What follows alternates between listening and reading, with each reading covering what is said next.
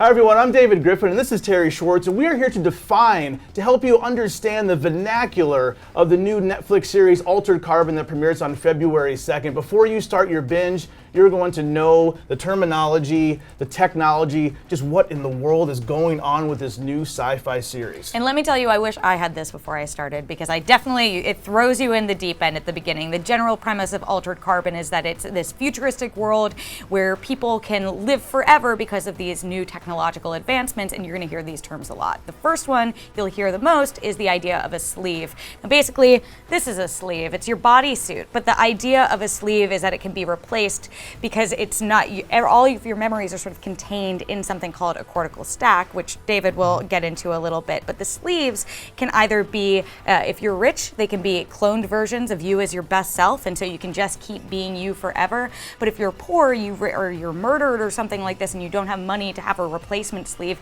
sometimes you just get stuck in a body that doesn't quite align with who you are. Like you could be a 7-year-old murder victim put back in a 70-year-old woman's body, which does happen in the show. But cortical stacks. All right, so cortical stacks house the person's memories. You could call them a soul, if you wanted to call them that. And they allow you to live indefinitely, again, if, like Terri said, if you have the money to re-sleeve yourself. For most people, it takes them a lifetime to earn the amount of money they need to re-sleeve. Whereas if you're rich, like one of these meths, which is another term we're going to get to in a second, you can have a young and beautiful body forever. Again, like Terri said, you're going to have some weird combinations, some young people and some old people's bodies if you're on the poor side of things. The term you're going to hear a lot is meth. And meth is short for Methuselah, which is a biblical character in the Old Testament that lived up to be 963 years old. So that's why that term is thrown around to the rich and famous, because they do have that option. And you do hear meths slung around a lot, because this society where our main character, Takeshi, comes back to after being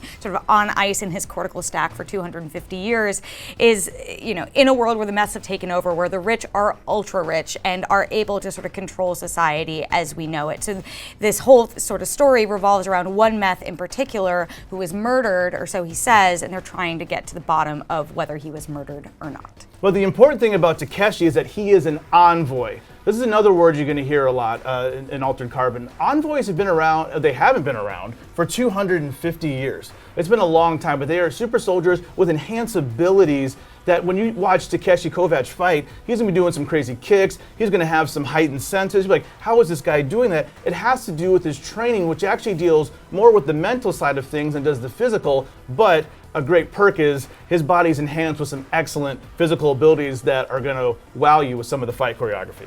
Yeah, and the interesting thing about Envoys too is we find out when Takeshi is brought back to life 250 years after he was put on ice, is there was this massive war between the Envoys and the Meths, which you now know what they are because we've sort of defined them, where the Envoys lost. Takeshi is the last living Envoy, which is a big deal because of their superhero abilities, but then the Meths have taken over, and Takeshi is grappling with this fact and keeps seeing this fight with this leader and all these people he knows showcased around, where the victors, the Meths in this case, tell a very different story than the losers. What's interesting is this all sets the show against this really rife political, religious, sort of socially oriented background, where the way that this idea of resurrection and living forever incorporates into religious beliefs that we know, specifically with Catholicism, and how they're very against the idea of resurrection, plays an important part in the overall story.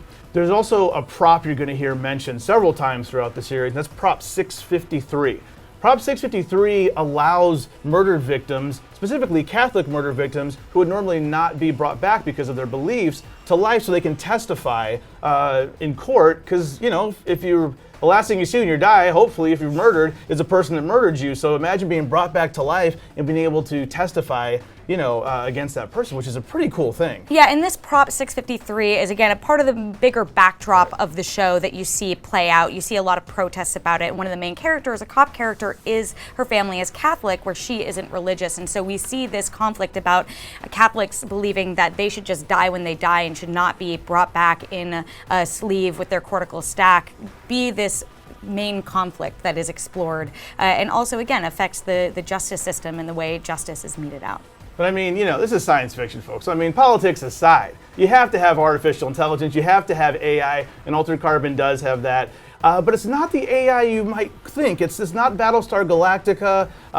There's no number 6 floating around. What you have is instead you have these club owners and hotel owners. One of those is named Poe, Alexander Poe. Edgar Allan Poe. Edgar Allan Poe. Sorry, Edgar Allan Poe. Alexander Poe. Edgar Allan Poe, who owns a Gothic-themed hotel, and he is hilarious. I love one of my favorite characters on the show. He's one of my favorite characters too. He sticks around, so if you like him, you'll get to see more of him. But what's interesting about AI here is like it's a post-AI world. They're sort of like cassette tapes, whereas we're on Spotify or whatever at this point. So the AIs are out of dated. They're viewed as being very clingy and obsessive because they don't get a lot of human guests or anything in that capacity. So the reason Poe sticks around is sort of part of this perception of AI. He actually does a pretty good job of being clingy and obsessive as well in his own way. You have never had hotel service like this, ladies and gentlemen. This is the best. This is not your typical Howard Johnson's. You're going to enjoy your stay with Poe. So hopefully that helps you understand a little bit more of what you are getting into with Altered Carbon when it premieres on Netflix on February 2nd. Now, we haven't even really gotten into the murder mystery at the heart of this show. That's the real thing driving it, so you have a lot to look forward to when it does premiere. But we definitely responded to just how hard sci-fi of a series it is. And if you love science fiction, Altered Carbon isn't the only science fiction series that we enjoyed. Be sure to check out why I thought Starz' Counterpart is the best new series of 2018. And check out my review of Philip K. Dick's Electric Dreams Season 1. And be sure to like and subscribe to IGN everywhere you like to watch.